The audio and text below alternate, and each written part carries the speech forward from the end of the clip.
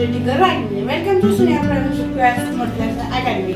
Today's my topic story. मेरे आज की स्टोरी का नाम है छोटे बच्चे की उड़ान। एक 7-8 साल का बच्चा था।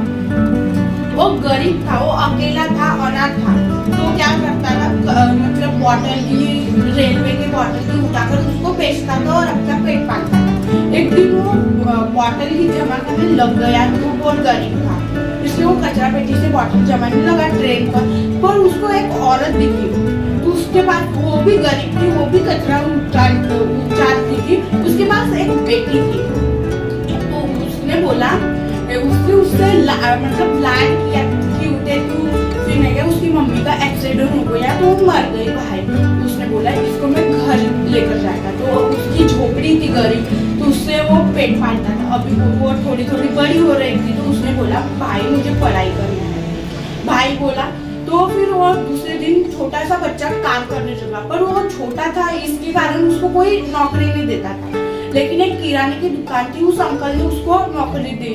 तो बोला मेरे घर में काम कर, उससे पैसे काट दूंगी। तो उसने बोला मेरे बहन की पढ़ाई है, मुझे उसके स्कूल के पैसे भरने पड़ेंगे। तो वो अच्छा आदमी था, तो उसने जो दुकान वाला था उसने उसकी एडमिशन कर दी। और उसने बोला मुझे भी पढ़ना है, मुझे रात की क्लास में लगा दो और मैं सुबह ये करूँगा, पढ़ाई करूँगा।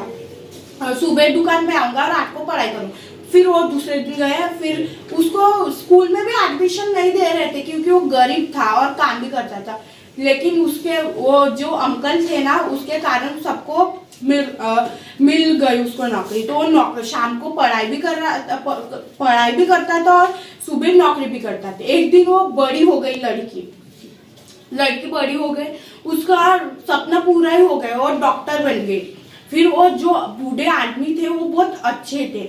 उन्होंने बोला कि उसको, वो काम ही कर रहा था उसका छोटा भाई। तो उसने बोला, वो चक्कर आकर गिर गया। तो उसने उसको उठाकर अपने बहन के पास गया और उसकी तपासने की। उसके पास कोई नहीं आया था। वो आदमी है कि ना था। इस कहानी से हमें ये सीख मिलती है, कभी भी जिसने हमारी मदद की उसकी मदद करना चाहिए। Thank you for watching video. Bye bye.